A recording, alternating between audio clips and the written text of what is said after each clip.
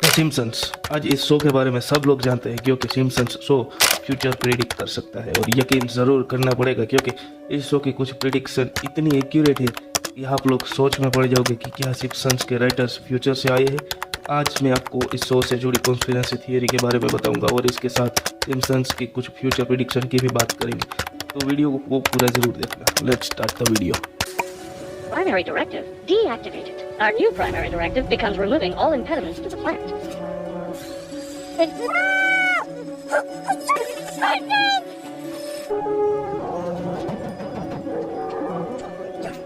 Robots trying to kill me. And now they'll kill you because I let them hit. The Simpsons की शुरुआत एक animated shorts के तौर पे हुई थी साल 1987 में ट्रेसी उलमैन के शो पे। Conspiracy theory around the writers of the Simpsons. The Simpsons के बारे में पूछा जाने वाला सबसे बड़ा सवाल, क्या सिम्पसन्स के राइटर फ्यूचर से आए? क्या द सिम्पसन्स के राइटर्स फ्यूचर देख सकते हैं? Let's find this answer. Matt Groening, he is the creator of the Simpsons, तो क्या वो फ्यूचर से आए? He is a time traveller और नॉट? लेकिन ये बात मैट नहीं मानेंगे।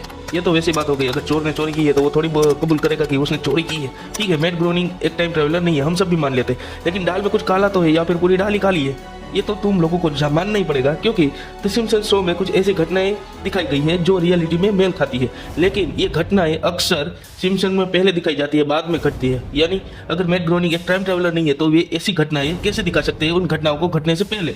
आप लोग एक बार जरूर ठंडे दिमाग से सोचिएगा और मुझे कमेंट में जरूर बताइएगा कि मैट ग्रोनिंग एक टाइम ट्रैवलर है या नहीं, चाहिए वो माने या ना माने। 17 दिसंबर 1989 को अपनी शुरुआत के बाद से द सिम्पसन्स शो के 760 एपिसोड आ चुके हैं। द सिम्पसन्स सबसे लंबे समय तक चलने वाला अमेरिकन सिटकॉम, सबसे लंबे तक चलने वाला एनिमेटेड सीरीज और सबसे लंबे समय तक चलने वाली scripted prime time television series है। द सिम्पसन्स की एक मूवी भी आई थी 2007 में जिसका टाइटल था द सिम्पसन्स मूवी।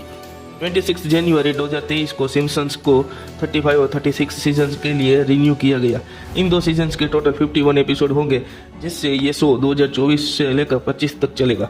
इस शो को 1990 में काफ़ी प्रशंसा मिली थी, जिसे आमतौर पर द सिम्पसन्स का गोल्डन एरा कहा जाता है। चलो कुछ मेजर फ्यूचर प्रेडिक्शन के बारे में बात कर लेते हैं जो सिम्पसन्स शो ने बताए हैं। उसमें से पहला, डोनाल्ड ट्रंप का प्रेसिडेंट बनना यूनाइटेड स्टेट्स ऑफ अमेरिका का।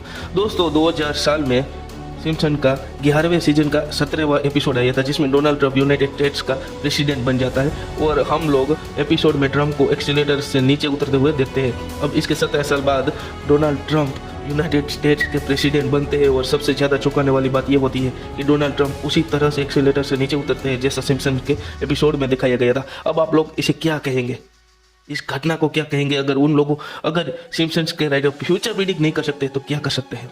आप इस घटना के बारे में एक बार जरूर सोचना और देखना इस एपिसोड को, उसके बाद इस वीडियो में कमेंट करना। नोबेल प्राइज, ये 22वें सीजन का पहला एपिसोड था जिसमें सिम्पसन परिवार के कुछ बच्चे इस बात पर शर्त लगा रहे होते हैं इकोनॉमिक्स का नोबेल प्राइज विनर कौन होगा। इस सीन के बीच में एक किरदार ने अपने हाथ में एक पर्चा पकड़ा होता है जिसके अंदर एक नाम लिखा है, बेंगट होल्स्ट्रोम। लेकिन आपको ये बात जानकर हैरानी होगी कि ये एपिसोड साल 2010 में टीवी पर दिखाया गया था, जबकि बेंग होल्स्ट्रोम ने 2016 में इकोनॉमिक्स का नोबेल प्राइज जीता था। कैपिटल हिल हिंसा, जनवरी में बाइडेन को आधिकारिक रूप से राष्ट्रपति बनाने की प्रक्रिया के दौरान बड़ी संख्या में डोनाल्ड ट्रंप समर्थकों ने कैपिटल हिल पर हमला बोल दिया था। कई वैश्विक नेताओं ने इसे दुनिया के सबसे पुराने लोकतंत्र इतिहास में काला दिन करार कर दिया था। लेकिन साल 1996 में के सिम्पसन के द वायलेंस डेड शीर्षक से एक एपिसोड में एक दंगा की झलक दिखाई गई थी जिसमें एक संवैधानिक संशोधन द्वारा ध्वज जलाने पर प्रतिबंध लगाने की कोशिश के बाद कई पात्रों के बम और बंदूकों के साथ कैपिटल हिल पर हमला किया था। यह दृश्य साल 2021 में हुए कैपिटल हिल की घटना से काफी मिलता जुलता था। 1995 में सिम्पसन्स के सीजन 6 एपिसोड 19 में दिखाया हुआ कि लिसा ने अपने फोन के वीडियो चैट क्षमताओं का उपयोग करते हुए मार्ज के साथ बातचीत करते हुए दिखाया गया था। आज के आईफोन की लोकप्रिय फेस टाइम सुविधा को 15 वर्षों से पहले की है।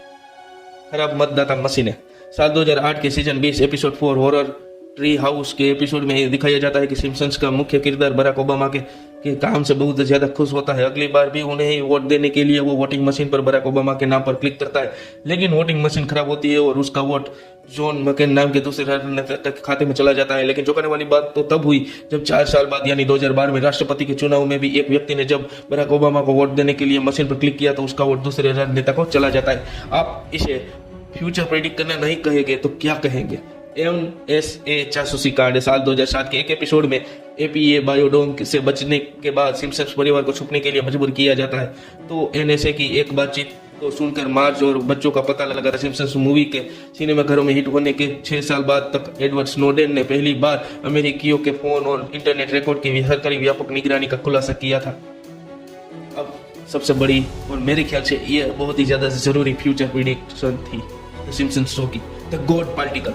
1998 के सीजन 10 के एपिसोड 2 तो विजार्ड ऑफ एवरग्रीन टेरेस में दिखाया जाता है कि सिम्पसंस का मुख्य किरदार होमा एक इन्वेंटर बनना चाहता है, इसीलिए वो लैब में जाकर साइंटिस्ट जैसी हरकतें करता है। इसके साथ ही ब्लैक बोर्ड के सामने खड़े होकर कुछ मैथमेटिकल इक्वेशन लिखता है, लेकिन टीवी देखने वाले लोग इस मैथमेटिकल इक्वेशन पर ज्यादा ध्यान नहीं देते। 14 साल बाद एक चौंकाने वाली चीज सामने आती है जब साल 2012 में साइंटिस्ट इस गॉड पार्टिकल की खोज करते हैं। जब उस गॉड पार्टिकल का मास कैलकुलेट किया जाता है तो उसका मास उतना ही आता है जितना सिम्पसंस के उस मैथमेटिकल इक्वेशन में लिखा था। गागा का whole time show season 23 episode 22 में लेडी गागा के सुपर बाउल LI के हाफ टाइम शो के लिए ह्यूस्टन ने NRG स्टेडियम की छत से उतरने से लगभग 5 साल पहले सिम्पसंस में हवा में लटकते हुए स्प्रिंगफील्ड के निवासियों के लिए एक गाना गाते हुए दिखाया गया था। अब आप लोग जानकर हैरान होंगे कि सिम्पसंस ने 2024 के लिए भी कुछ फ्यूचर प्रेडिक्शन की है। चलो उनके बारे में बात करते हैं। पहली, AI नौकरियों पर कब्जा कर रहा है। सीजन 23 के एपिसोड 17 में एक दृश्य है जिसमें होमर को अपने नियोक्ता द्वारा आर्टिफिशियल इंटेलिजेंस को नियोजित करने के कारण अपनी नौकरी खोते हुए दिखाया गया है।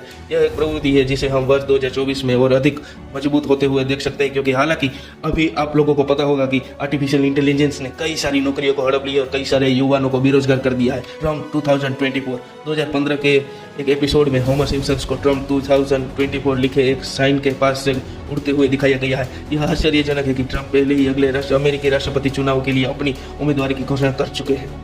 मंगल ग्रह पर कब्जा। एक एपिसोड में लिसा ने खुलासा किया कि सरकार लोगों से मंगल ग्रह पर प्रवास के लिए साइन अप करने की मांग कर रही है। खैर, यह एक ऐसी योजना है जिस पर पृथ्वीवासी वर्षों से काम कर रहे हैं। Black hole.